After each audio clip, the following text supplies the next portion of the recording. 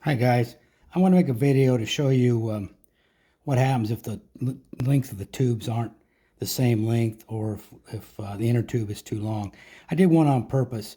This is kind of to discourage you from cutting all the tubes up front and then having just slight little things versus cutting them to match as you go along.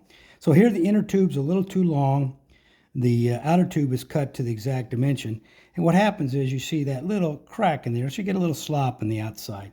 Now, that's not a big deal. That's just aesthetics, but it's something you can avoid if you cut your outer tube to be the exact length of the inner tube. As far as the length of the inner tube, it's purposely a little too long, and you can see what happens is the cap doesn't completely cover the the lands on the strips. If you did that, you could just a couple things you could do. You could have just cut the strips off to where you just get rid of all the copper on there you can't show, or you could just take one of these rubber bands and take a pair of scissors and cut it just to a narrow length and cover it up that way.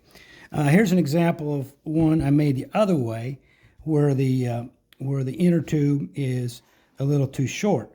Now here we got a nice tight fit on the outer tube. It doesn't. This is the way you want. You don't want any sliding around on the outer tube.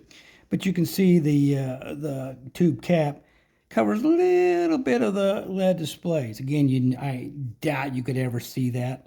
Maybe if you're over here far off the edge and on one of the colors, and that 3-color LED might get obstructed, so the color might be off, but it wouldn't be a big deal. But that's why you target for an exact length of the inner tube, and more importantly, in my opinion, is that the outer tube is the same length as the inner tube.